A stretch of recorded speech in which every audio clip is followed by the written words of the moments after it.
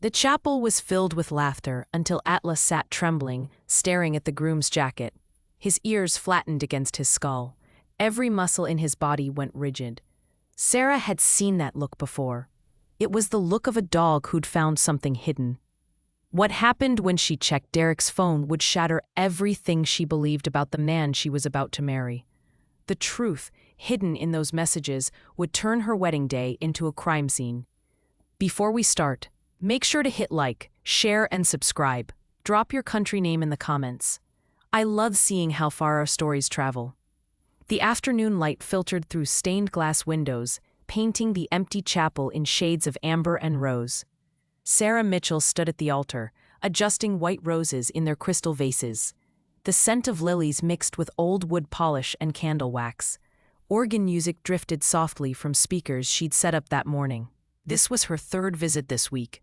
Perfectionism, Emma called it. Sarah called it control. She needed control after losing her mother 2 years ago, after planning that funeral instead of this wedding, after standing in a different church saying goodbye instead of hello. The memory still ached. Atlas lay near the entrance, watching her with amber eyes that seemed to understand grief.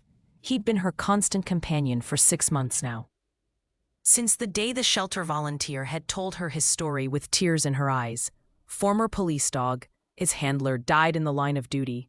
He's been difficult since then. Sarah had looked into those amber eyes that day. She'd seen her own grief reflected back. The same emptiness, the same loss, the same desperate need for something to hold on to. Now he followed her everywhere. Derek didn't understand it. You don't need to bring him to every venue meeting, babe.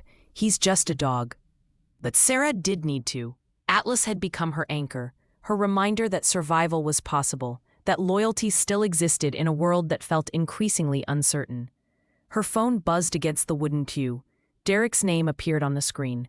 Running late for rehearsal. Traffic is insane. Start without me? Sarah frowned. This was the 4th time this month he'd been late. 4th time with the same excuse. Traffic, meetings, client emergencies, always something. She typed back carefully. Everything okay? 3 dots appeared on the screen. Disappeared. Appeared again. The pause felt too long. All good. Love you. Something felt off about that hesitation. Sarah couldn't name it, but it sat in her chest like a stone. Atlas lifted his head suddenly. His ears rotated toward the main entrance. Someone was coming. Emma burst through the heavy doors, arms loaded with ribbon samples in every shade of cream imaginable. Please tell me you've decided on a color. The florist is absolutely losing her mind. Sarah smiled despite the tension knotting her shoulders. Cream. Final answer. Thank God. Emma dropped everything onto the nearest pew with a dramatic sigh.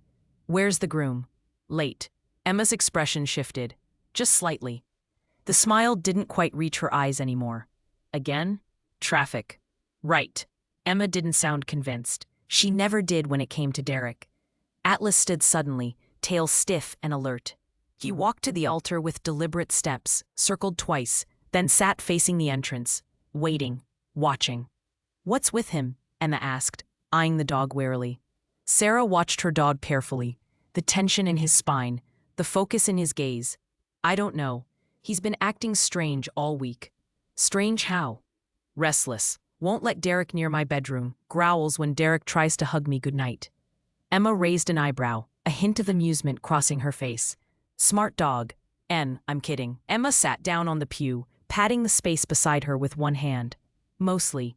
She paused, then looked at Sarah with unusual seriousness. Real talk for a second. Are you happy? The question landed like a stone dropped into still water. Of course I am. That didn't sound convincing. Sarah sat down slowly, hands folded in her lap. The wood was cool beneath her palms.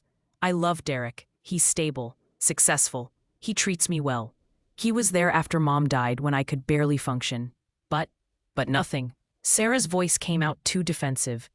I'm just nervous. Normal bride stuff. Cold feet. Everyone gets them, right? Atlas whined softly from his position at the altar. He was staring at the side door now, the one that led to the groom's preparation room. His whole body had gone tense again. Your dog disagrees, Emma said quietly, watching Atlas with newfound interest. Before Sarah could respond, The main doors opened with a creak of old hinges. Derek walked in, phone pressed to his ear, expensive charcoal suit perfectly tailored to his frame. He was smiling, laughing at something the caller said. He didn't look stressed by traffic. He looked relaxed, comfortable, like a man who hadn't just fought through congested streets to make his wedding rehearsal. Atlas's growl rumbled through the chapel like distant thunder. Derek ended his call quickly, sliding the phone into his jacket pocket with practiced ease. "Sorry, everyone, client emergency. You know how it is." He moved to kiss Sarah, arms already extending. Atlas stepped between them. The dog's body formed a wall. Protective. Unmovable. "Atlas, down." Sarah's command came out firmer than she felt. The dog didn't move. His eyes locked on Derek's jacket pocket. The pocket where the phone had disappeared. His focus was absolute, unwavering. Derek laughed, but the sound came out uncomfortable, forced. "Still not a fan, huh, buddy?" "He'll warm up," Sarah said, though the words felt hollow even as she spoke them. The wedding coordinator arrived moments later, with the rest of the wedding party trailing behind. Derek's 3 groomsmen, all corporate colleagues Sarah had met only a handful of times. Sarah's bridesmaids, friends from college and work. The officiant, a kind older man with wire-rimmed glasses. They ran through the processional. Sarah walked down the aisle with Emma at her side. Atlas followed despite every attempt to make him stay at the entrance. "Sarah, the dog cannot walk you down the aisle on your actual wedding day." The coordinator's voice was patient but firm. "He's walking me." Sarah's tone left no room for argument. Derek's jaw tightened. She saw it. The brief flash of irritation before he smoothed his expression back into pleasantness. They positioned themselves at the altar. The officiant began practicing the vows. His voice echoed in the empty space. Atlas sat at Sarah's feet, unnaturally still. Every ounce of his attention fixed on Derek's jacket, on that pocket. "Do you, Derek, take Sarah to be your lawfully wedded wife? To have and to hold from this day forward?" Atlas threw his head back and howled. The sound echoed through the chapel. Mournful, urgent, primal. Not a normal bark or whine. This was something else, something deeper. Everyone froze mid-motion.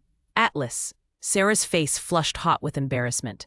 The dog howled again, louder this time. He stood, hackles rising along his spine in a ridge of fur. His attention remained fixed entirely on Derek. "What the hell?" Derek stepped backward, hands raising defensively. Atlas lunged forward, not attacking, not biting, targeting the jacket with surgical precision. He grabbed the fabric in his teeth and pulled hard. "Get him off me." Derek shoved at the dog with both hands. Sarah grabbed Atlas's collar, fingers digging into fur and leather. "Stop! What are you doing?"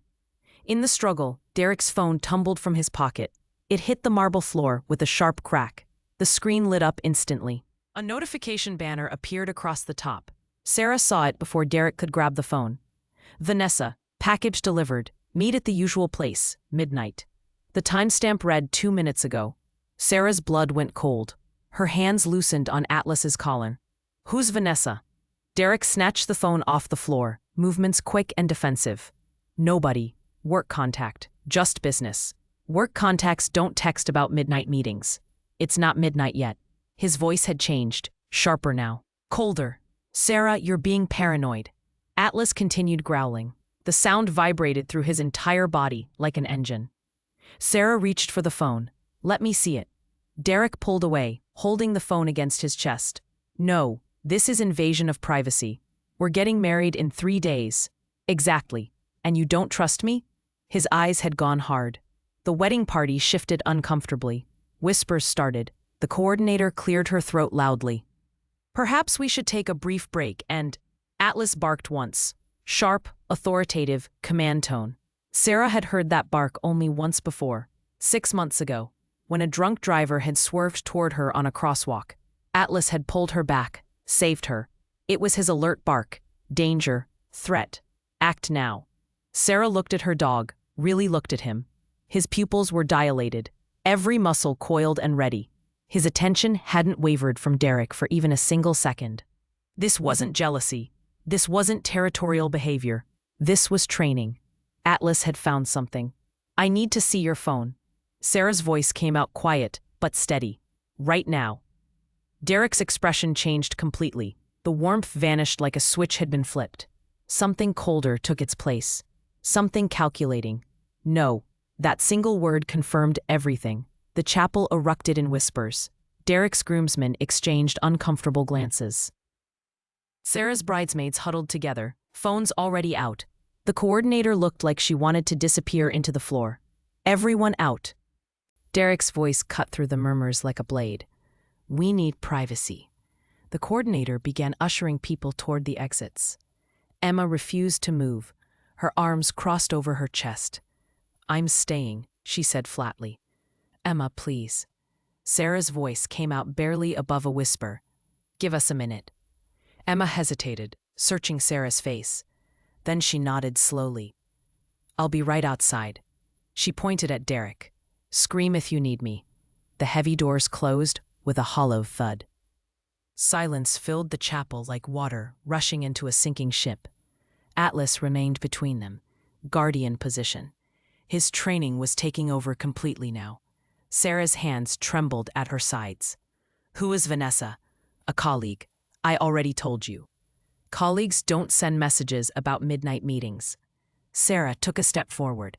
Atlas moved with her, maintaining the barrier. You're making this into something it's not. Derek ran a hand through his perfectly styled hair, disrupting it for the first time. Then show me the phone. Sarah, show me the phone or the wedding is off. The ultimatum hung in the air between them. Heavy, final. Derek's face hardened into something she barely recognized. You'd throw away everything we've built over a text message? You'd risk everything we've built by hiding one? A long pause stretched between them. Derek's thumb moved across his phone screen. Quick swipes, deliberate motions. He was deleting messages. Sarah's stomach dropped. Stop. Don't you dare. There's nothing to see. He held up the phone, screen facing her. The message thread with Vanessa showed only the most recent text. Everything before it had vanished. Look, one message, completely innocent. You just deleted them. Sarah felt sick, dizzy. I watched you delete them. I'm protecting client confidentiality. It's my job. That's garbage and you know it. Atlas barked again, same urgent, commanding tone. His eyes never left Derek's jacket. Derek glared at the dog. What is his problem? Sarah knelt beside Atlas, running her hands over his shoulders. The muscles beneath his fur were coiled tight as springs. What did you find, boy? He's a dog, Sarah. Derek's voice dripped with condescension. He doesn't find things. He's just poorly trained. He's a trained police dog. Sarah looked up, meeting Derek's eyes. He worked narcotics detection for 4 years. He's retired, not broken. Derek's face went pale, just for a second. Then color rushed back. So what? He's a pet now. Training doesn't disappear. Sarah stood slowly. He's alerting, the same way he alerted when someone left cocaine in the park restroom last month. When the neighbor's teenager was hiding pills in his backpack. That's completely insane. He's never wrong. Sarah's voice grew stronger. In 6 months, Atlas has never given a false alert. Not once. His accuracy rate was 97% on the force. She pointed at Derek's jacket. He thinks you're carrying something. Something he was trained to detect. Derek laughed, but it sounded hollow. What, you think I have drugs on me? At our wedding rehearsal? That's your theory? I think you're carrying something. Sarah moved closer. And I think Atlas knows exactly what it is. This is ridiculous. I'm leaving. Derek turned toward the door. Emma burst back through before he could reach it. Sarah, there's someone here to see you. She glanced nervously at Derek. Says it's about Atlas. A man appeared behind her. Tall, probably mid-40s, with graying hair and the posture of someone who'd spent years in uniform. He wore dark jeans and a leather jacket. A detective's badge hung from his belt. Atlas's entire demeanor transformed instantly. His tail started wagging. He ran to the man, jumping up, paws landing on his chest. The detective caught him, scratching behind his ears with obvious affection. Hey, partner, long time no see. Sarah's heart hammered against her ribs. Who are you? Detective Marcus Reed. He set Atlas down gently, then looked at Sarah with kind but serious eyes. I was Atlas's handler, Before I lost my previous partner. Before what? Before my canine partner, Shadow, died saving my life. Marcus's voice was steady, but pain flickered across his face. I've been looking for Atlas for 6 months, since he disappeared from the shelter. He didn't disappear. Sarah found her voice. I adopted him legally. I know. Marcus pulled out his badge, showing it properly. I'm not here to take him back. I'm here officially. He glanced at Derek, then back to Sarah. We've been tracking a smuggling operation for 18 months. High-value items moving through private events, weddings, charity galas, corporate functions. Sarah's stomach twisted. Why are you telling me this? Because your fiancé's name came up in our investigation. Marcus's tone was professional, but not unkind. Derek's expression turned to ice. I want a lawyer. You're not under arrest, Marcus. Kept his voice level. Yet. But I need to ask Miss Mitchell some questions. About your business associates, your travel schedule, your phone calls. This is harassment. Derek's hands clenched into fists at his sides. Marcus ignored him completely.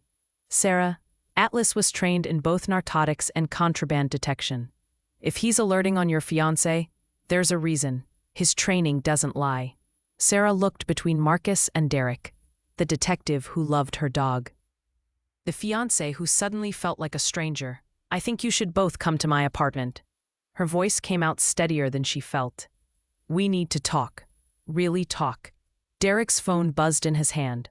He glanced at the screen. His face went completely white. I have to go. The words came out rushed. Right now. Derek. He was already moving toward the door. Fast. Desperate. The wedding's still on. We'll discuss this tomorrow. Derek, wait. He didn't wait. The door slammed behind him, leaving echoes in his wake. Atlas barked once more at the closing door. Then he walked deliberately to where Derek had been standing, to the spot where his jacket had fallen during the earlier struggle. The dog sat, stared at the crumpled fabric, waited. Marcus whistled low. That's a final alert. Whatever he detected, it's in that jacket. Sarah picked up the jacket with shaking hands. The fabric felt ordinary, expensive wool blend, nothing unusual. She reached into the pocket, fingers searching. They closed around something small, cold, metallic. She pulled it out slowly. A USB drive, unmarked, black, sophisticated looking. What the hell has he been doing? The whisper escaped her lips. Marcus took the drive carefully, handling it like evidence, which it probably was. I think we're about to find out. Emma moved closer to Sarah, protective. What does this mean? It means everything Sarah thought she knew was a lie. Atlas pressed against her leg. Warm, solid, real. The only constant left in a world that had just tilted sideways. We need to move. Marcus pocketed the drive. Derek knows we have this. If he's involved with who I think he's involved with, we're all in danger now. Who? Sarah demanded. Who is he involved with? Marcus met her eyes. His expression was grim. People who don't leave witnesses. The chapel suddenly felt too large, too empty, too exposed. Sarah looked down at her engagement ring. The diamond caught the candlelight, throwing rainbow fragments across the altar. She'd thought it represented forever. Now it felt like a shackle. Atlas whined softly, pressing closer. He knew. Dogs always knew when everything was about to change. My car's outside. Marcus gestured toward the exit. We need to get somewhere safe. Somewhere we can talk without being overheard. Emma grabbed Sarah's arm. I'm coming too. No arguments from Sarah. She needed her best friend right now more than ever. They moved toward the door as a group. Marcus in the lead, hand near his weapon. Atlas at Sarah's side. Emma bringing up the rear, already texting someone. The evening air hit them as they stepped outside. Cool. Clean, innocent. The world looked the same as it had an hour ago. But everything had changed. Sarah climbed into Marcus's car, Atlas jumping into the back seat beside her. Emma squeezed in on the other side. As they pulled away from the chapel, Sarah looked back. A building where she was supposed to get married in 3 days, where she was supposed to start her life. Instead, she was fleeing with a detective, and a dog who just saved her from a man she thought she loved. What else had Atlas saved her from? And what was still coming? Sarah's apartment felt smaller with Marcus inside. He sat at her kitchen table, laptop open, examining the USB drive with careful precision. The blue light from the screen reflected in his serious eyes. Emma paced by the window, pushing the curtain aside every few minutes, checking the street below. I knew something was off about him. I told you he was too perfect. Not helping. Sarah's voice came out flat, exhausted. Atlas lay at Sarah's feet, calmer now but still alert. His training was reasserting itself in Marcus's presence. The detective's steady demeanor seemed to ground the dog in ways Sarah couldn't. This drive is encrypted. Marcus tapped the keyboard, frowning at the screen. Military-grade security. I'll need to take it to our tech unit for proper analysis. How long will that take? Hours at minimum. Maybe days depending on the encryption level. Sarah shook her head firmly. The wedding is in 3 days. I need answers now. Not after I'm supposed to walk down that aisle. Marcus closed the laptop, giving her his full attention. Then we do this another way. Tell me everything about Derek. Where you met, what he does for a living, who his friends are. Any detail you can remember. Sarah recounted the story, each word feeling heavier than the last. Charity gala 18 months ago, spring. She'd been donating her photography services. Derek had bid on her premium package, $5,000 for a day of shooting. They talked for hours that night. He'd seemed genuinely interested in her work, in her life, in her grief over losing her mother just months before. Too interested? Marcus asked quietly. Sarah paused, coffee cup halfway to her lips. What do you mean? Did he ask a lot of questions? About your finances? Your connections? Who you photographed? She thought back, memories shifting into new configurations. He did ask questions, lots of them. But I thought he was just getting to know me. Isn't that what people do? Emma sat down heavily. He asked about your client list. Remember that dinner in March? He wanted to know if you'd photographed any political events, any government functions. Lots of people ask about my work. Sarah's defense sounded weak even to her own ears. He asked specifically about politicians. Emma's voice was gentle but firm. Judges, law enforcement families, high-profile corporate executives. I remember because it seemed weird at the time. Marcus leaned forward, elbows on the table. Has Derek ever asked you to photograph events for him? Corporate functions? Business meetings? Once. Sarah's chest tightened. A corporate retreat last summer. He said his company was hosting important clients, wanted professional documentation. Did it happen? No, it got canceled last minute. She frowned, following the thread. Derek seemed relieved when he told me. I thought that was strange. Marcus and Emma exchanged meaningful looks. What? Sarah demanded. Just say it. Social engineering. Marcus's voice was patient, careful. It's a technique. Getting close to someone with access. Using their credentials, their network. Their trust to gain entry to spaces or information. Sarah's hands clenched around her coffee cup. You think he was using me? I think it's a strong possibility. The words hit like physical blows. Everything. The romance, the proposal, the planning. All of it potentially calculated. Emma reached across the table, squeezing Sarah's hand. I'm so sorry. Marcus pulled out his phone, swiping through screens. I need to make a call. Get Derek's records pulled officially. He stepped away, speaking in low tones near the window. Sarah sat in silence, listening to the murmur of his voice. Atlas pressed his head against her knee. She ran her fingers through his fur, grounding herself in something real. Marcus returned after 5 minutes. His expression was grim. We pulled Derek's phone records. He's made 17 calls to a known smuggling coordinator in the past 3 months. Woman named Vanessa Cole. There it was. The name from the text message. Confirmation that her instincts had been right. Sarah felt dizzy. The room tilted slightly. What did they smuggle? Information, mostly. Marcus sat back down. Classified documents, corporate secrets, identity theft packages, blackmail material. Things that sell for millions on the black market. Derek's a corporate consultant. Sarah's voice was barely above a whisper. He has access to dozens of company servers, client databases, financial records. Exactly. Marcus pulled up a photo on his phone, turning it toward her. Is this the Vanessa he knows? The woman in the image was elegant. Sharp cheekbones, cold, calculating eyes. She wore expensive jewelry and a smile that didn't reach her eyes.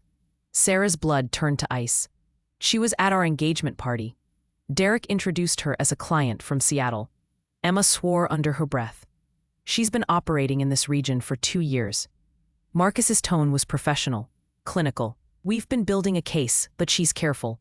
Uses intermediaries, covers her tracks meticulously, never handles anything directly. And Derek is one of her intermediaries. Sarah stated it as fact, not a question. We believe so. Marcus hesitated, and Sarah knew worse was coming. There's more. Derek's real name isn't Derek Harrison. The room stopped. Time stopped. Everything stopped. What? Derek Harrison is an alias he's been using for 3 years. His legal name is Daniel Harmon. Marcus swiped to another screen. 2 prior arrests. Fraud in California. Identity theft in Oregon. Both times, the charges were dropped due to lack of evidence. Or good lawyers. Emma's voice was hard. Or intimidated witnesses. Marcus looked at Sarah with something close to sympathy. I'm sorry, but everything about him was constructed. The name, the background, probably even the business. Sarah couldn't breathe. Her lungs wouldn't expand properly. You're saying everything was a lie. I'm saying you need to be very careful now. Marcus's voice softened. These people don't play games.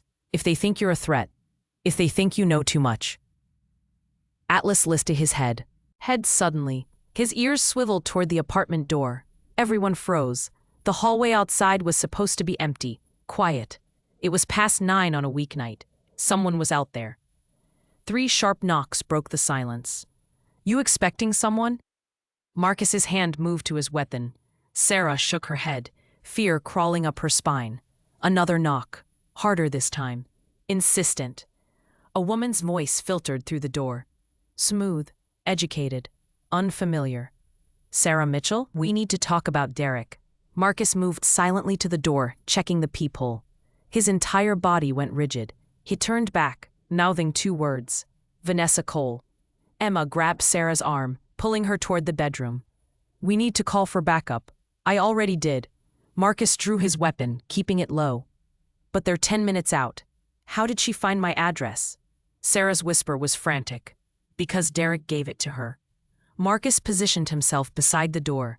Emma, take Sarah into the bedroom. Lock the door. Don't open it for anyone but me. I'm not hiding in my own apartment. Sarah. The door exploded inward, not kicked, not broken, blown.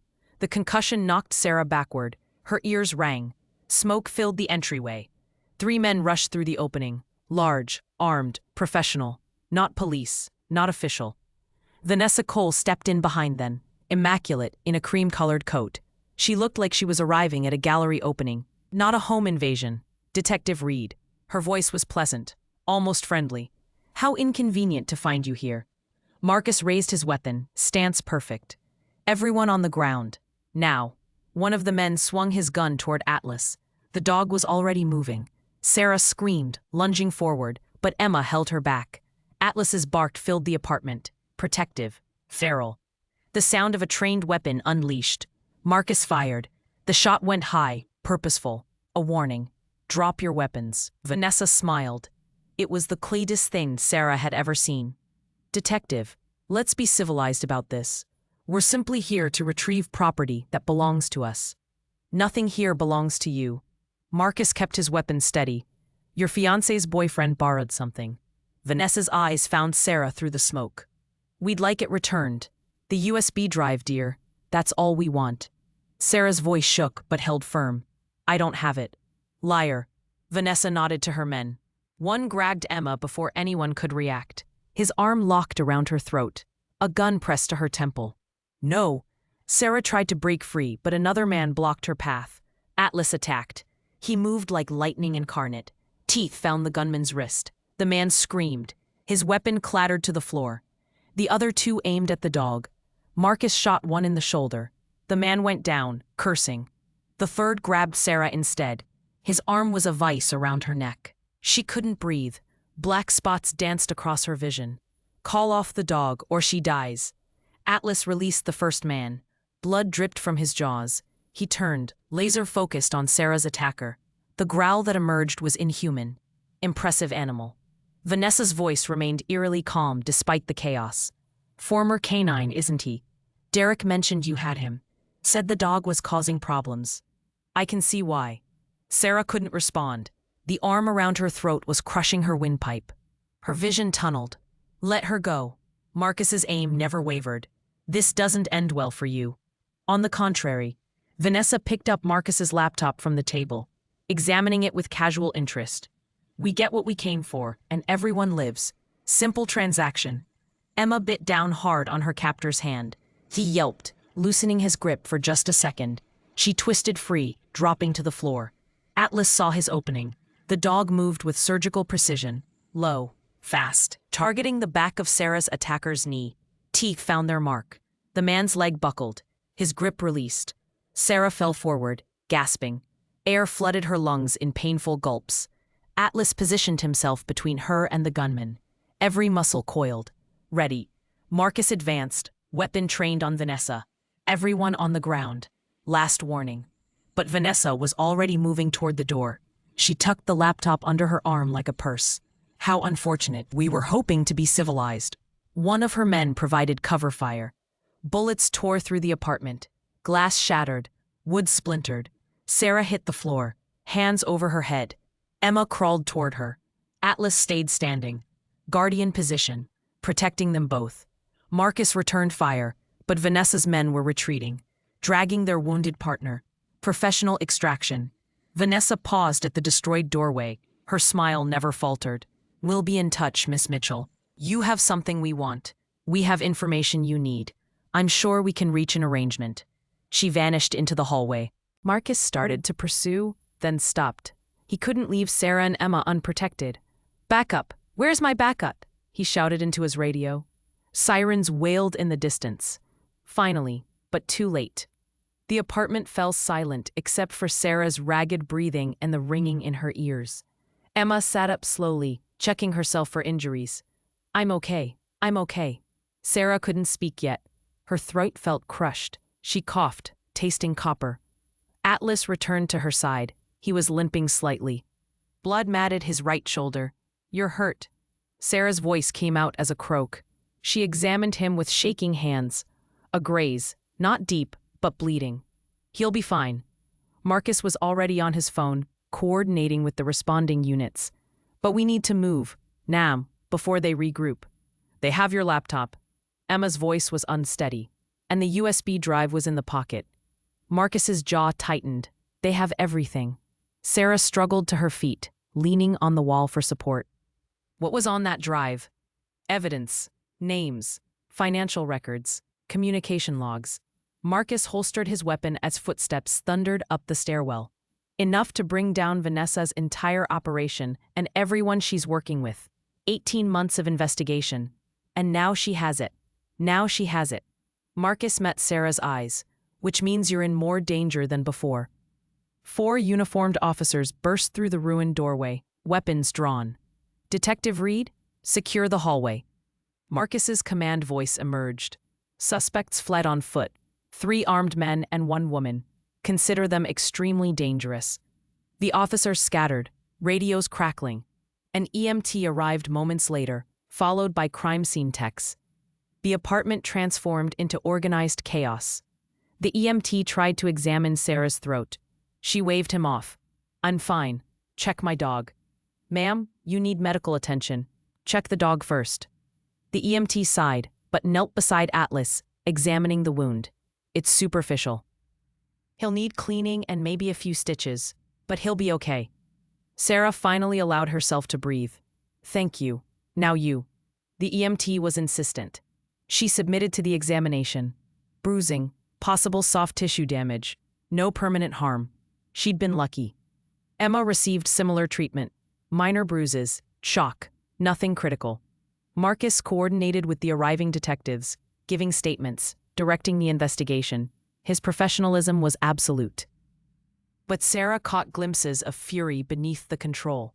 We need to get you somewhere safe. Marcus returned after 20 minutes. Both of you. Vanessa knows where you live now. Where can we go? Sarah's mind was blank. Everywhere felt exposed. I have a safe house. Police property. Secure. Off the books. Emma grabbed Sarah's arm. We're not splitting up. I wouldn't suggest it. Marcus looked at Atlas. Can he travel? He goes where I go. Then pack a bag. Fast. Essentials only. We leave in 5 minutes. Sarah moved through her destroyed apartment in a daze. Broken glass crunched under her feet. Bullet holes marked the walls. Her home had become a war zone. She threw clothes into a duffel bag. Toiletries. Her laptop. The photo of her mother from the mantel, still somehow intact. Emma appeared with her own hastily packed bag. Ready. Atlas stood by the door, favoring his injured leg but alert. Waiting. They left through a back stairwell. Marcus's car was parked in the alley. Unmarked. Generic. Safe. The drive took 30 minutes. Marcus checked the mirrors constantly, taking random turns, doubling back, making sure they weren't followed. The safe house was a small ranch home in a quiet suburb, nondescript, forgettable. Inside it was sparse, but functional. 2 bedrooms, basic furniture, reinforced locks, security cameras covering every approach. You'll stay here until we sort this out. Marcus activated the security system. Don't leave, don't contact anyone. Vanessa has resources we're still mapping. How did she find my apartment so fast? Sarah finally asked the question that had been burning in her mind. Marcus's expression darkened. Derek told her. He's been feeding her information about you for months. Your routine, your friends, your address, everything. The betrayal hit fresh, deeper this time. Emma guided Sarah to the couch. Sit. You're shaking. Sarah hadn't noticed, but her whole body was trembling now that the adrenaline was fading. Marcus made coffee. Strong, hot. He handed cups to both women. I need to tell you something else. About Derek. There's more? Emma's voice was incredulous. His real name is Daniel Harmon. Marcus sat across from them. But there's more to his story than fraud charges. He has a sister, Amy Harmon, 23 years old, art student. Last seen in Seattle 2 years ago. Last seen? Sarah's stomach dropped. She's been missing for 2 years. Marcus pulled up a photo on his phone. Dark hair, kind eyes, paint-stained hands. Officially classified as a runaway, but we don't think she ran. You think Vanessa took her. Emma stated it flatly. We think Vanessa uses leverage on her operatives. Marcus's voice was careful. Family members, loved ones, people they can't afford to lose. It's how she maintains loyalty. Derek has been working for her because she has his sister. Sarah felt sick. He's not just a criminal. He's a victim too. He's both. Marcus didn't sugarcoat it. He's made choices that hurt people, including you. But yes, we believe he's being coerced. Where is he now? We don't know. He's not at his apartment, not at his office. He's gone dark. Sarah's phone buzzed. Everyone froze. She pulled it out slowly. Derek's name appeared on the screen. Incoming call. Answer it. Marcus gestured. Put it on speaker. Let's hear what he has to say. Sarah's hand shook as she accepted the call. Hello? Sarah. Derek's voice was tight, strained. Are you hurt? You sent them. Not a question, an accusation. I didn't know they'd use force. I swear, I just told Vanessa you had the drive. I didn't think she'd... You lied about everything. Silence stretched between them. Then, quietly. Not everything. Your name is Daniel. You're a criminal. You used me. It wasn't supposed to be real. His voice cracked. But it became real. Sarah, I love you. That part was never fake. She laughed bitterly. The sound hurt her bruised throat. You don't know what love means. Maybe not. He sounded utterly defeated. But I know I don't want you dead. And Vanessa will kill you. She'll kill your friend, that detective, everyone who knows about the drive. Then turn yourself in. Help us stop her. I can't. His voice dropped to a whisper. She has Amy, my sister. If I betray her, Amy dies. Sarah looked at Marcus. He nodded encouragingly. Meet me. Sarah forced steadiness into her voice. Let me help you. We can protect your sister. The police can. The police can't stop Vanessa. Derek cut her off. She has people inside law enforcement, inside the FBI. She's untouchable. No one's untouchable. A long pause. Then, Meet me at the chapel, midnight tonight. Come alone. I'll tell you everything. Give you everything I have on Vanessa. But you have to come alone." Marcus was shaking his head violently, mouthing no. But Sarah had an idea forming. "How do I know you won't hurt me?" "You don't." Derek's honesty was startling. "But I'm your only chance now. Vanessa wants you dead. I can stop that. I can give you leverage, but only if you meet me. Why should I trust you? Because you're the only real thing that's ever happened to me."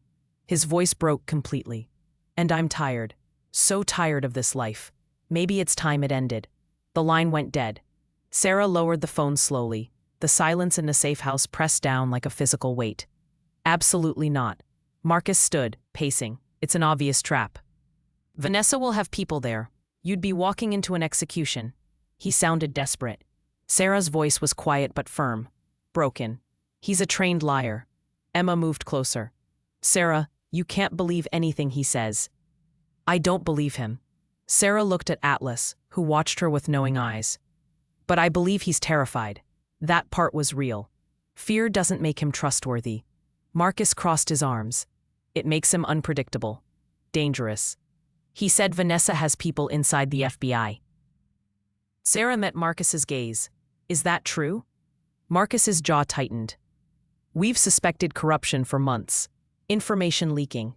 Operations compromised. But we haven't identified the source. So he might be telling the truth about that." "Possibly." Marcus wouldn't concede more. "But that doesn't mean meeting him is anything but suicide. What if we control the environment?" Sarah's mind was working now, pushing through fear. "What if we get there early? Set up surveillance? Have backup in position?" He said come alone. He also said he wants to help me. Sarah stood, steadying herself. "If there's even a chance he's telling the truth about his sister, about Vanessa's reach, we need that information. We have other ways to gather intelligence." "Do we?" Sarah challenged. "Vanessa has your laptop. Your evidence. 18 months of work. Derek might be the only source left." Marcus studied her for a long moment. "You're not doing this to save the investigation. You're doing this because you still care about him." The accusation hung between them. Sarah didn't deny it. "I care about the truth. I care about understanding why my life just exploded. And yes, I care that someone might be holding his sister hostage. Wouldn't you?" Marcus's expression softened. He sighed deeply. "If we do this, we do it my way. You'll be wired. Back up at every exit. Atlas stays with you. And at the first sign of danger, we extract you immediately. Agreed?" Emma grabbed Sarah's hand. "This is insane. You know that, right?" I know." Sarah squeezed back. "But what's the alternative? Hide here while Vanessa hunts me down? She already found my apartment in hours. How long before she finds this place?" Marcus pulled out his phone. "I need to make some calls. Coordinate with people I trust, which is a very short list right now." He stepped into the kitchen, voice low and urgent. Emma sat beside Sarah on the couch. "When did you become so brave?" "I'm not brave." Sarah's hands trembled as she set down her coffee. "I'm terrified. But Atlas didn't warn me just so I could hide." The dog's ears perked at his name. He limped over, resting his head on Sarah's knee. "You saved my life tonight." She stroked his fur gently. "Multiple times. He's a good dog." Emma scratched behind his ears. "Better judge of character than us humans. He knew from the start." Sarah's throat tightened. "Every time Derek came near me, Atlas warned me. I just didn't listen. You loved him. That's not a crime." "No, but it was stupid. Love usually is." Emma's voice was gentle. "But you're allowed to grieve what you thought you had, even if it was built on lies." Sarah wiped her eyes before tears could fall. "After this is over, I'm getting a dozen more dogs. Never trusting a human man again. I support this plan completely." Marcus returned, expression grim. "I've got 4 officers I trust. They'll position around the chapel. Plainclothes. Invisible. You'll wear a wire. We'll hear everything. What about Vanessa's people?" "That's the risk." Marcus sat down across from them. "If she's monitoring Derek, if she's planning her own ambush, this could get very bad very fast." "How bad?" "Shootout bad. Hostage situation bad." He looked at Sarah seriously. "We could die tonight. I need you to understand that." "I understand. And you're still willing to go?" Sarah thought about her mother's funeral, about standing alone in a cemetery, wishing she'd said things differently, done things differently. She thought about Derek's broken voice on the phone, about his sister held captive for 2 years, about all the victims in Vanessa's wake. I'm willing. Then we leave at 11. Marcus checked his watch. That gives us 3 hours to prepare. Try the rest if you can. Rest. Emma laughed without humor. Right. The next hours crawled by with agonizing slowness. Sarah tried to eat the sandwich Marcus managed 3 bites. Her stomach was a knot of anxiety. Emma attempted distraction with mindless television. Nothing held their attention. Atlas slept fitfully, his injured leg twitching. Even in dreams, he remained vigilant. At 10:30, Marcus began the technical setup. The wire was smaller than Sarah expected. A tiny microphone taped between her collarbones. A transmitter clipped to her bra. Testing. Can you hear me? Marcus spoke into his own comm unit. Loud and clear. A voice crackled back. Officer Chen in position. Rodriguez here. Second position secured. 2 more officers confirmed their positions around the chapel perimeter. Remember, Marcus looked Sarah in the eyes. You're not alone in there. We'll be listening to every word. Any sign of danger, say the word sanctuary. We'll come in immediately. Sanctuary, Sarah repeated. Got it. And take this. He handed her a small canister. Pepper spray, last resort. She tucked it into her jacket pocket. Atlas stood by the door, ready. His wound had been cleaned and bandaged. He still limped, but determination burned in his amber eyes. You don't have to come, boy. Sarah knelt beside him. You're hurt. You've done enough. Atlas pressed his nose to her hand. The message was clear. Where she went, he went. Marcus drove them through empty streets. The city was quiet at this hour, sleeping, unaware that beneath its surface, dangerous games were being played. They parked 3 blocks from the chapel. Marcus handed Sarah a small earpiece. I'll be listening. So will the team. You're not alone. Sarah fitted the earpiece. Emma hugged her tightly. Come back. Emma's voice shook. Promise me you'll come back. I promise to try. Not good enough. It's all I've got. Sarah pulled away gently. If something happens, nothing's going to happen. Emma said it like a command. Sarah walked toward the chapel, with Atlas at her side. The streets were dark. Street lamps cast pools of yellow light that seemed too weak to hold back the shadows. Her heels clicked on pavement, too loud, each step announcing her presence. The chapel loomed ahead. No lights in the windows. Silent, waiting. Sarah's phone buzzed. A text from Derek. Side entrance. It's unlocked. She changed direction, moving toward the small door half hidden by overgrown bushes. Atlas's hackles rose slightly. He sensed something. Sarah hesitated at the door, hand on the handle. Marcus's voice crackled in her earpiece. We see you. Proceed when ready. We've got your back. She pushed the door open. Darkness. Say swallowed her whole. The chapel interior was pitch black, except for a single candle burning near the altar. Its flame flickered, casting dancing shadows on the walls. Derek? Sarah's voice echoed in the empty space. No answer. Atlas pressed against her leg, protective, tense. I'm here, Sarah called loudly. You wanted to meet. I came alone, like you asked. Movement in the shadows. A figure stepped into the candlelight. Derek looked terrible. His suit was wrinkled, his face pale and drawn. Dark circles shadowed his eyes. You actually came. He sounded surprised, relieved. You said you'd explain everything. I will. He took a step closer. Atlas growled low. Derek stopped. But first, you need to know something. About tonight. About Vanessa. What about her? She's planning to kill you. Tonight. After this meeting. His words tumbled out, rushed. She has people watching. They're waiting for my signal. Sarah's blood turned to ice. Your signal? Derek pulled a gun from his jacket. Sarah froze. Atlas erupted in furious barking. Relax. Derek set the gun on the altar carefully, hands raised. It's not for you. It's to make them think I'm following orders. Marcus's voice crackled urgently in her ear. Sarah, we're moving in. Wait. Sarah said it aloud. To Marcus, to Derek, both. Just wait. Derek's eyes found the earpiece. You're wired.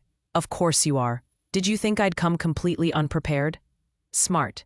He smiled sadly. You were always smarter than I deserved. He took a breath. Vanessa has 17 people in this city on her payroll. Police, FBI, city officials. She owns them all.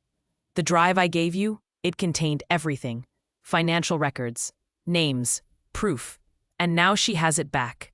No. Derek's smile widened slightly. That drive was a decoy. The real files are somewhere else. Somewhere she'll never find them. Where? In the one place she'd never look. Derek's voice dropped. In your engagement ring. The real drive, micro-storage built into the diamond. I've been building the case for 2 years, feeding her fake information while collecting real evidence.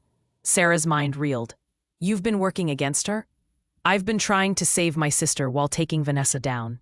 Derek's facade cracked completely, and failing at both. Amy's still missing. Vanessa still controls everything. And now you're in danger because of me. A sound echoed from the balcony. Footsteps. They both looked up. Vanessa emerged from the shadows above, gun in hand. Her smile was ice and poison. How touching. Her voice carried perfectly in the acoustics. True confessions. But I'm afraid this story doesn't have a happy ending. 3 men appeared behind her. Armed, professional. The trap had sprung. But not the trap Sarah had expected. Derek moved instantly. He grabbed Sarah, pushing her behind a stone pillar. Atlas followed, positioning himself as a shield. Get down. Derek's voice was sharp with command. Vanessa fired. The bullet struck where Sarah had been standing, stone chips exploding outward. You always were sentimental, Daniel. Vanessa descended the balcony stairs with leisurely precision. It makes you weak. Predictable. Marcus's voice crackled urgently in Sarah's ear. Moving in. 30 seconds. Derek had his gun now, returning fire. Vanessa's men scattered, taking cover behind pews. Give me the ring, Sarah. Derek's hand was out, urgent. Now. Sarah twisted the engagement ring off her finger. The diamond caught the candlelight one last time. She pressed it into his palm. Get it to Marcus. Derek's eyes met hers. No matter what happens to me. Promise. Derek, promise. I promise.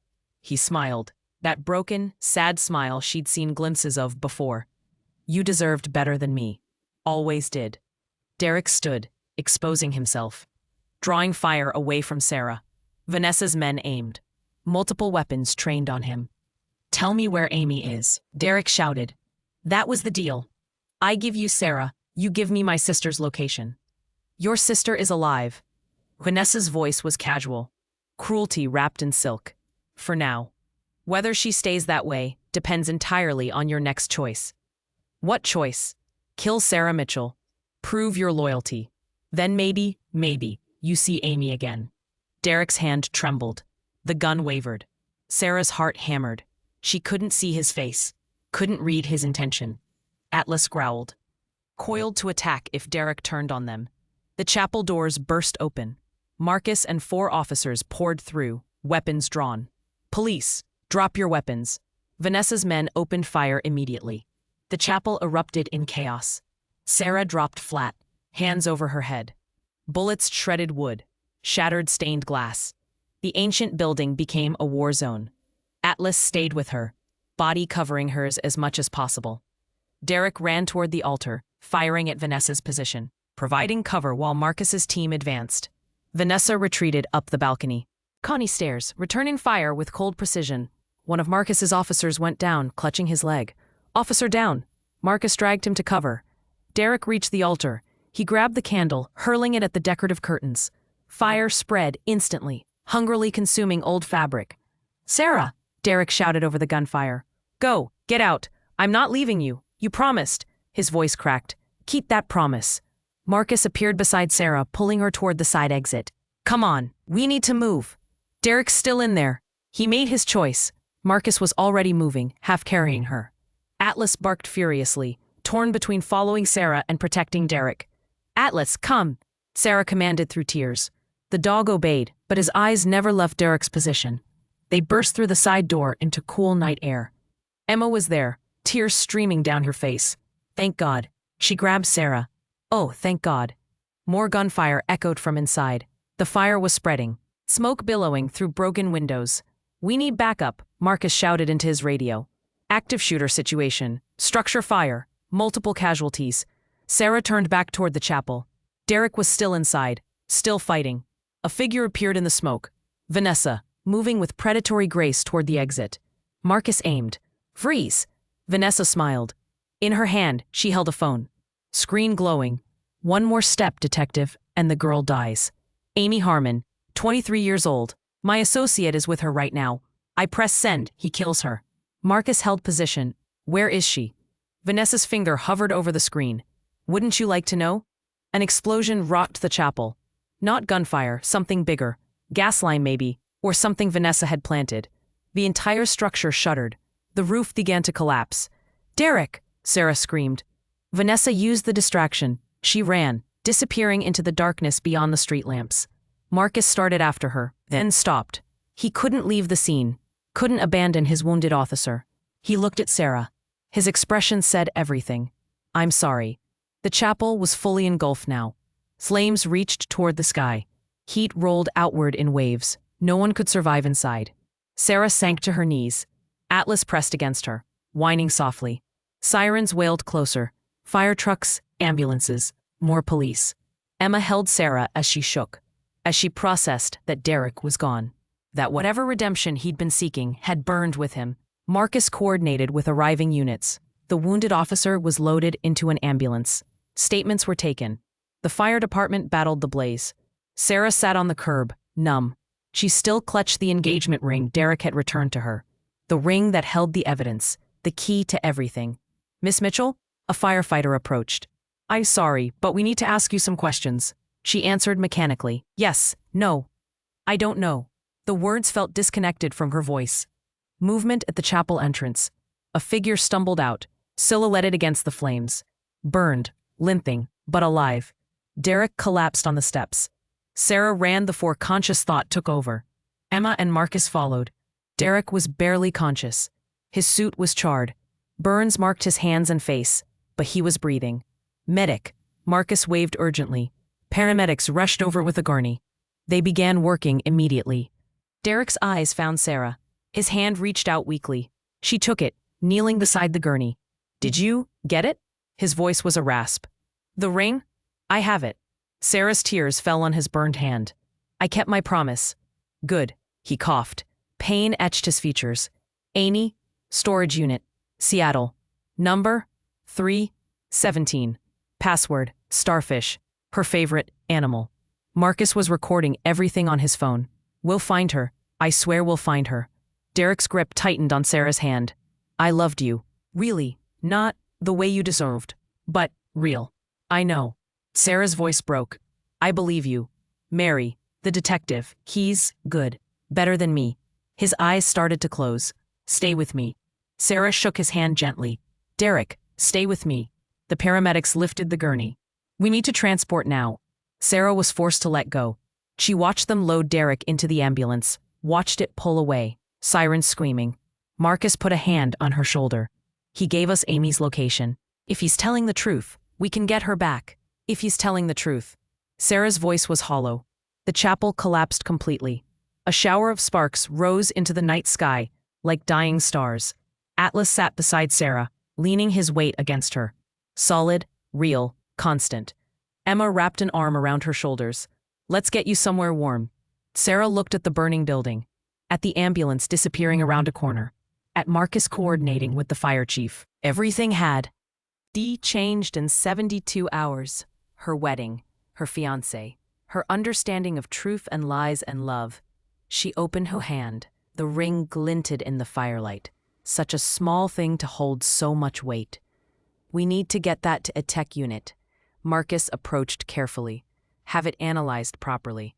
Sarah handed it over. Save his sister, that's all he wanted. Just save her. We will. Marcus's voice was a promise, and we'll take down everyone on Vanessa's payroll. Derek didn't die for nothing. He's not dead yet. Sarah forced the words out, but they all knew the truth. Burns that severe, the smoke inhalation, the trauma. Derek's chances were slim. Marcus drove them back to the safe house in silence. Atlas sat between Sarah and Emma, in the back seat, a warm presence in the cold night. Inside, Sarah moved like a ghost. She sat on the couch, stared at nothing. Emma made tea no one drank.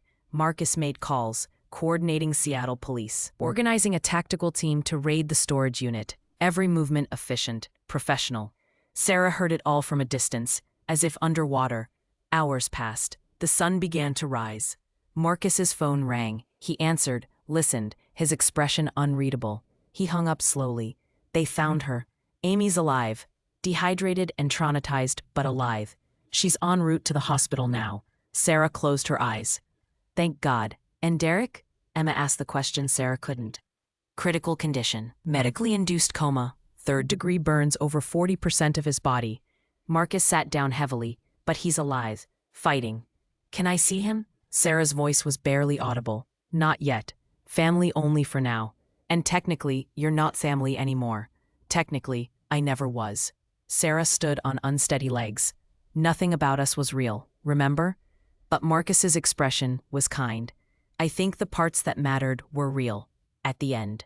Sarah walked to the window. The sunrise painted the sky in shades of pink and gold, beautiful, indifferent to human suffering. Atlas joined her, pressing his nose to her hand. You knew. She looked down at him. From the very first moment, you knew something was wrong. I should have listened. The dog's tail wagged once. Forgiveness, without words. What happens now? Anna asked. Now we build the case. Marcus pulled out his laptop. The ring is being analyzed. Amy's giving her statement. We'll compile everything and bring down everyone connected to Vanessa. And Vanessa herself? She's in the wind. Marcus's jaw tightened. But we'll find her. People like that always surface eventually. Sarah touched the window glass, cool against her palm. I was supposed to get married today. 3 days from the rehearsal. That was the timeline. Instead, you saved multiple lives. Marcus met her reflection in the window, including your own. That counts for something. Does it? It does. His voice was firm. You were brave. You trusted your instincts. You kept your promise to a man who didn't deserve your loyalty. That all counts. Sarah turned to face him. He had kind eyes, honest eyes, everything Derek's had pretended to be. Thank you. For protecting me. For believing me. That's my job. It felt like more than that. 3 days passed in a blur of police statements and sleepless nights. Sarah stayed at the safe house, watching news coverage of the chapel fire. Watching speculation about gang violence and corporate espionage. The truth remained buried beneath official silence. Marcus visited daily with updates. The ring had been analyzed, the microdrive extracted. 1,200 files, financial records, communications, video evidence, names of 17 compromised officials. The FBI is taking over the investigation.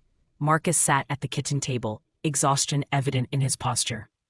They're building cases against everyone on Vanessa's payroll. It'll take months, but they're all going down. What about Vanessa?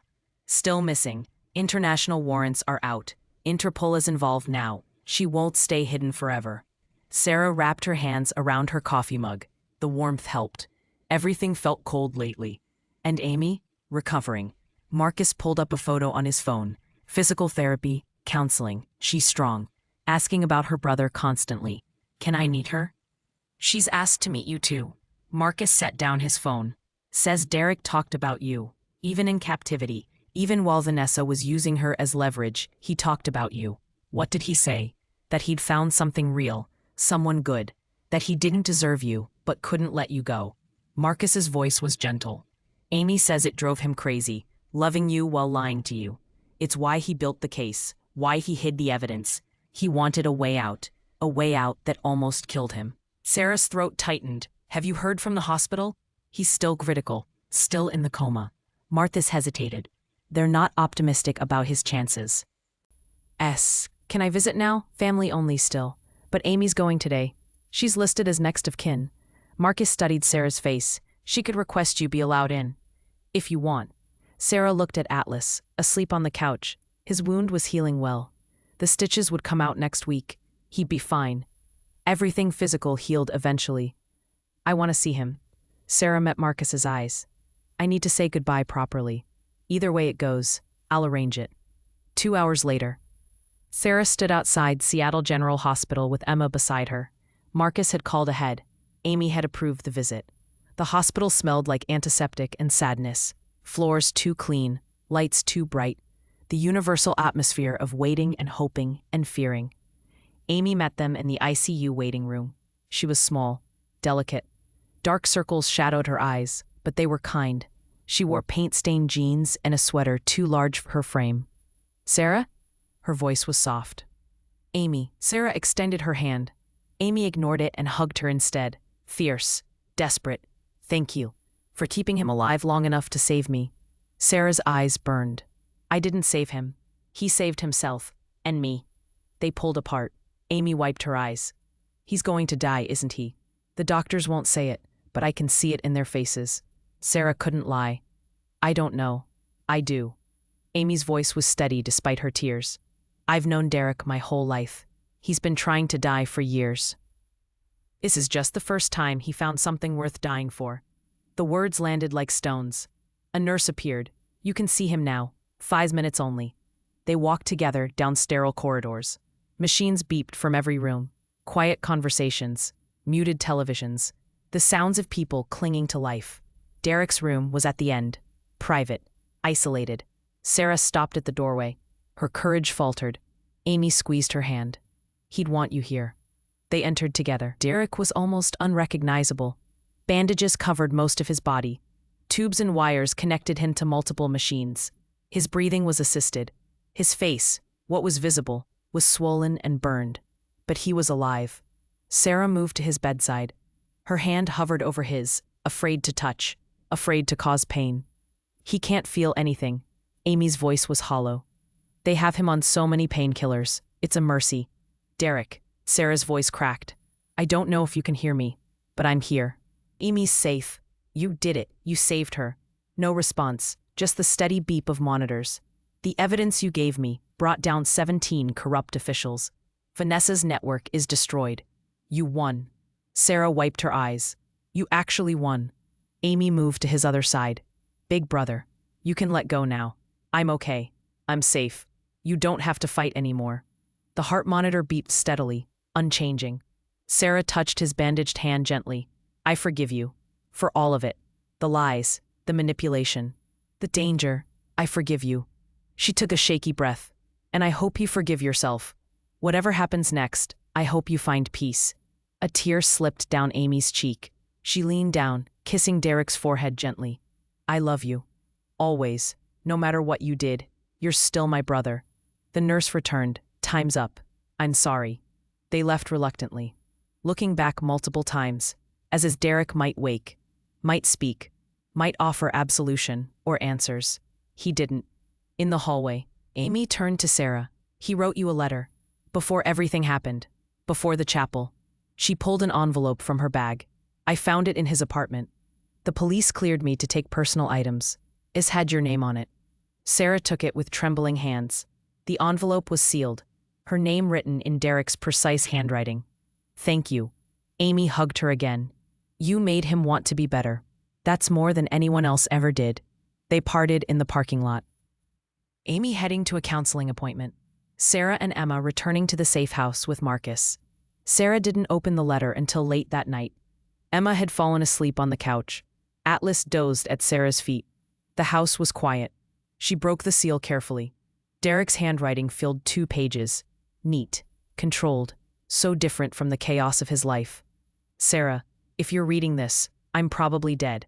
Or close enough. Good. I deserve worse. I need you to know the truth.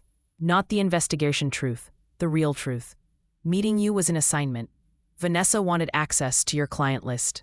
Politicians, judges, people with secrets worth money.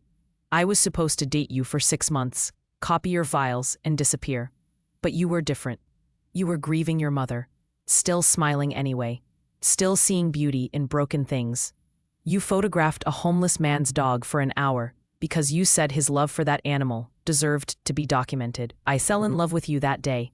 I tried to walk away. 3 times. Vanessa threatened Amy, showed me videos of her locked in that storage unit, beaten, terrified, said if I left you, if I stopped the operation, Amy would die slowly. So I stayed and hated myself every day. Her ring was my insurance. I'd been building a case for 2 years, feeding Vanessa fake information while collecting evidence against her.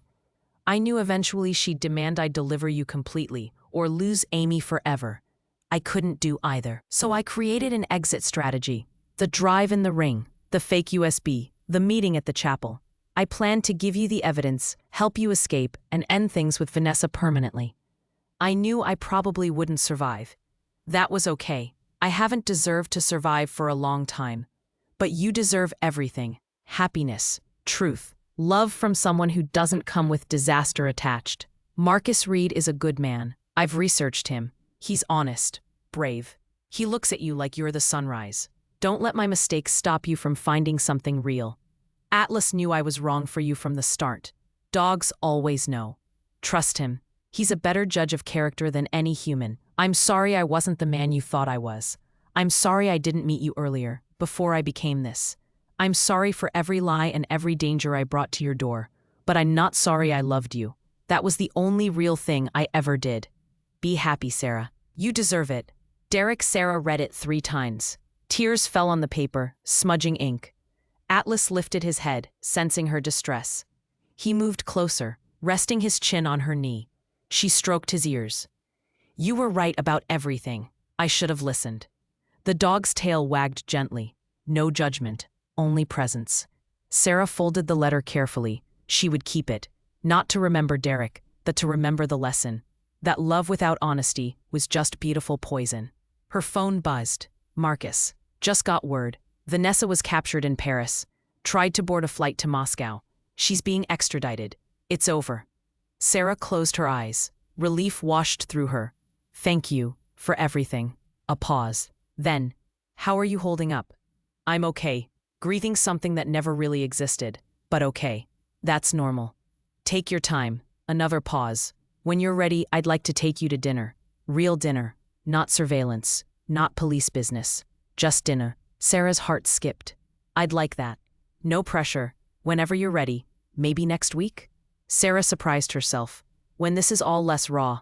Next week is perfect. She could hear the smile in his voice. Get some rest, Sarah. You too. She hung up. Looked at Atlas. Well, that happened. The dog's tail wagged harder. Approval clear. Emma stirred on the couch. Did I just hear you make a date? Maybe. With the hot detective? Maybe. Emma grinned. Your dog approves. That's all that matters. Sarah laughed. It felt good. Foreign after days of tension. But good. You're not wrong. She looked at her left hand. Empty now. No ring. No promises. No lies. Just possibility. Outside, dawn was breaking. Another sunrise. Another chance. Atlas stretched, then moved to the door. Time for their morning walk. Routine continuing despite everything. Sarah grabbed his leash. Let's go, boy. They stepped into cool morning air. The neighborhood was waking up. Birds singing. Someone's sprinkler starting. Normal life continuing. Sarah breathed deeply. The world felt different. She felt different. Broken, yes, but healing. And for now, that was enough. 4 months later, the morning was crisp and golden. Sarah stood in her new apartment, smaller than the old one but safer. Hers in a way the previous place had never been. Atlas lay by the window, sunlight warming his fur. His scars had faded to silver lines. The limp was completely gone. He looked peaceful. Content. A knock at the door. Sarah opened it to find Marcus holding coffee and a newspaper. Good morning. He smiled that careful smile she'd grown to appreciate.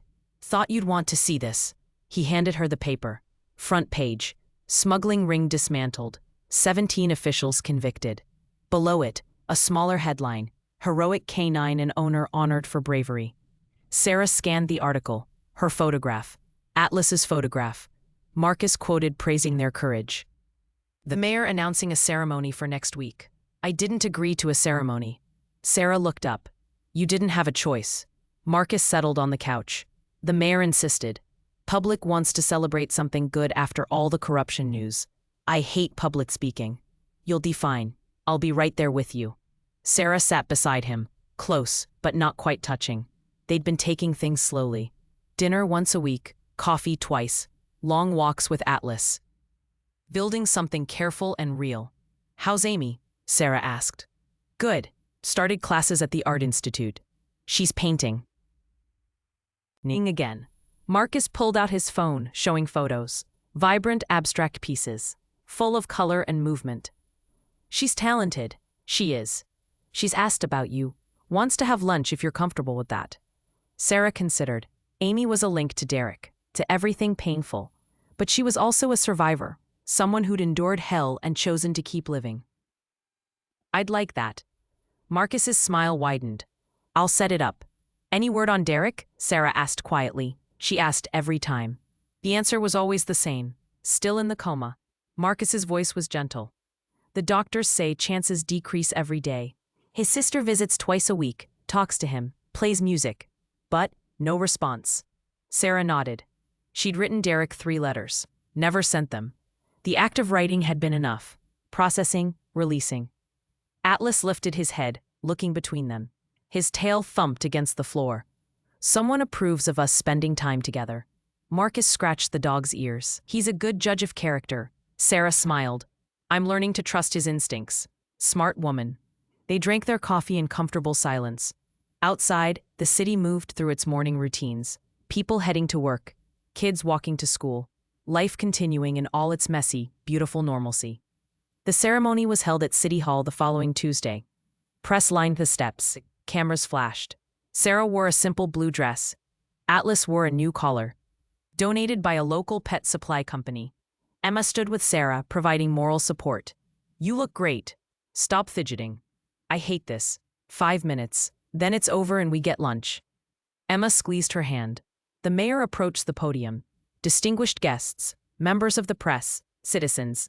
Today we honor extraordinary courage. Sarah's attention drifted. She watched the crowd. Saw Amy in the front row, smiling encouragingly. Saw Marcus's fellow officers in uniform, standing at attention. Saw strangers who'd followed the story, here to witness something good. Sarah Mitchell, the mayor's voice pulled her back, whose testimony and bravery helped dismantle a dangerous criminal organization. And Atlas, a retired canine whose instincts and training saved multiple lives. Applause erupted. Sarah walked to the podium, Atlas at her side. The mayor presented a civilian commendation, a crystal plaque with her name engraved. Your courage exemplifies the best of our community. Sarah accepted it, throat tight. Thank you, but I didn't do this alone. Detective Reed and his team risked everything. And Atlas, she looked down at her dog. He's the real hero. He saw danger when I couldn't. Protected me when I was blind. I'm just grateful I finally learned to listen. More applause. Camera flashes. A reporter shouted from the crowd. What happened to your fiancé? The man who helped you? Sarah's stomach clenched. But she answered honestly. Derek made terrible choices that hurt many people. But in the end, he tried to make things right. He's in the hospital now, fighting for his life. And I hope, whatever happens, that he finds peace. The crowd murmured, impressed by her grace, her forgiveness. After the ceremony, people swarmed her, well-wishers, other victims of Vanessa's crimes, thanking her, parents wanting photos with Atlas for their children. Sarah handled it with as much grace as she could manage, smiling, shaking hands, letting Atlas be petted by excited kids. Emma rescued her after 30 minutes. Time to go. You fulfilled your civic duty. They escaped to Emma's car. Marcus followed in his own vehicle. They'd planned lunch at a quiet cafe across town, but Amy was waiting by Emma's car. Hesitant, hopeful. Sarah, I'm sorry to ambush you. I just wanted to say thank you, in person, for everything. Sarah hugged her. No thanks needed. I'm just glad you're safe. You gave me my life back. Amy pulled away, wiping her eyes. My brother loved you, really loved you. That's rare for him. For us, actually. Our family wasn't good at love. He told me. In his letter. He wrote you a letter? Amy looked surprised. Sarah nodded, explaining everything. Apologizing. Asking me to be happy. That sounds like him. Amy smiled sadly. Always trying to fix things when it was too late. She took a breath. I'm going to the hospital after this, to sit with him. Would you want to come? Sarah hadn't been back since that first visit. Hadn't been able to face his broken body again. But Amy's eyes held such hope. Okay. Sarah heard herself agree. I'll come. They drove in convoy to the hospital. The same sterile halls, the same antiseptic smell, the same quiet desperation in every room. Derek's condition was unchanged, still bandaged, still intubated, still hovering in the space between life and death. But Amy had brought things. His room was different now.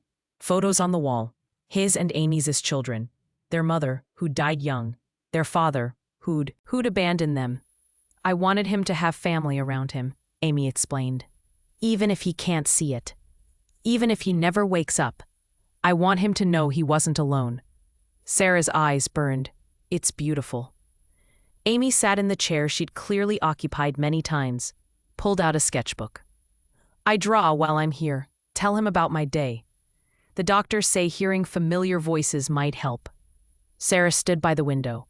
Marcus waited in the hallway, giving them privacy. Derek. Amy's voice was soft. Sarah's here. She came to the ceremony today. Got honored by the mayor. Your plan worked. Vanessa's in prison. All her people are going down. You did it. No response. Just machines breathing for him, monitoring him, keeping him tethered to life by threads. Sarah moved closer to the bed. I read your letter. She spoke quietly. You were wrong about one thing. You said you didn't deserve to survive. But everyone deserves a chance at redemption.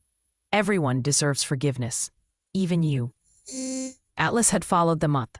Hospital rules bent for a hero dog. He sat beside the bed, watching Derek with those knowing amber eyes. Your dog is here too, Amy smiled.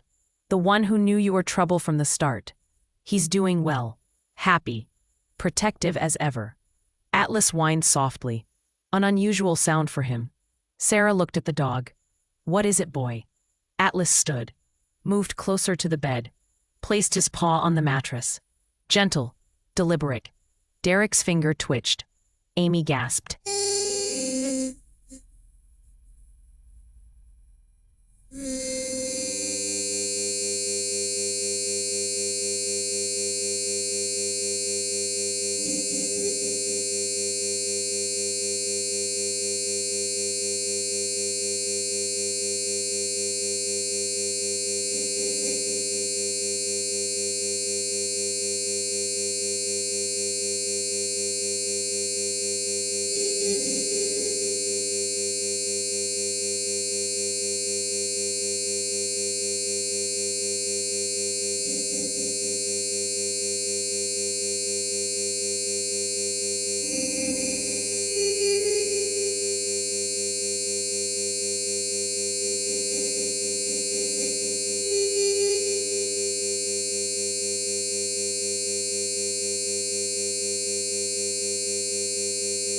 Did you see that? Sarah hit the call button. We need a doctor. Now. A nurse rushed in, followed quickly by a doctor. They checked monitors, examined Derek, asked questions. There's increased brain activity. The doctor sounded cautiously optimistic. He might be starting to wake up. Or it could be involuntary. Too early to tell. But it's something. Amy's voice shook with hope. It's more than yesterday. Keep talking to him, the doctor advised. Familiar voices, familiar topics. It can help. Sarah stayed for an hour, talking about inconsequential things. The weather, Atlas's antics, the new coffee shop near her apartment. Amy sketched and narrated, telling Derek about her classes, her new friends, her plans to open a small gallery someday. Marcus brought them coffee from the cafeteria. Sat quietly, supportive presence asking nothing. When Sarah finally left, she squeezed Amy's hand. Call me if anything changes. I will. Amy hugged her. Thank you for coming.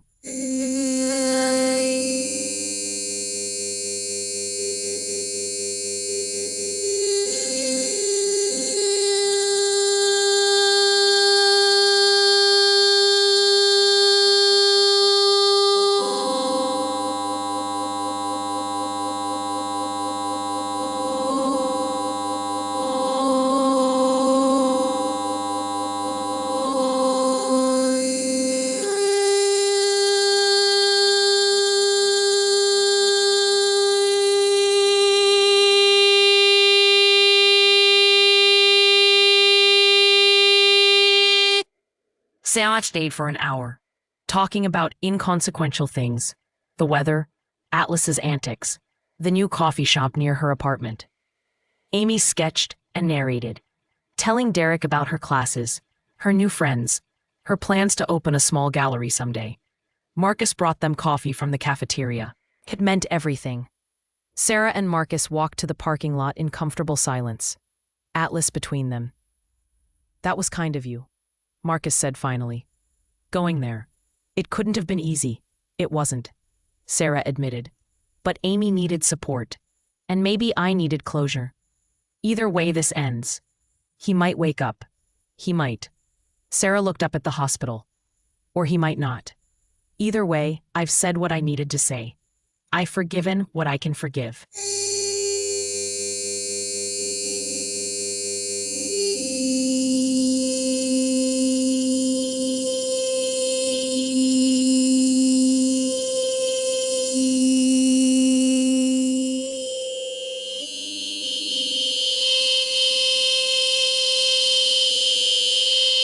The rest is up to him and whatever higher power he believes in. Marcus opened her car door. You're stronger than you know.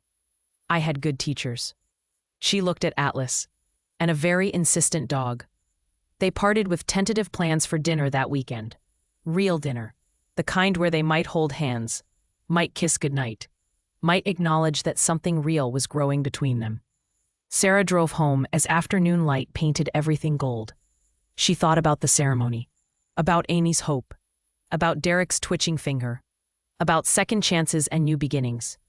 At home, she unpacked the commendation, set it on her bookshelf beside her mother's photo. Two women who'd shaped her. One who'd taught her to love. One who'd taught her to grieve. Both lessons necessary. Atlas settled on his favorite spot by the window. Sarah joined him, scratching behind his ears. You saved me, she told him. In every way a person can be saved. Thank you. His tail wagged. His eyes held that knowing warmth. Outside, the sun set in shades of amber and rose. The city lights began to sparkle. Somewhere, Emma was texting jokes. Amy was sitting vigil. Marcus was filing reports. Derek was fighting to return to a world he'd broken. And Sarah was here. Healing. Growing. Learning to trust again. Atlas rested his head on her lap. Solid. Real. Constant. Sometimes heroes wore badges. Sometimes they had 4 paws and amber eyes. Sometimes they were just ordinary people choosing courage when it mattered most. Sarah looked at her life. The pain she'd survived. The betrayal she'd endured. The hope she was building. It wasn't the life she'd planned. It was better. Because it was real. And real, she'd learned, was worth everything. If this story touched your heart, don't forget to like, share, and subscribe. Because everyone deserves a second chance at happiness. Everyone deserves a loyal friend who sees the truth. And everyone deserves to know that endings can become beginnings, if we're brave enough to let them.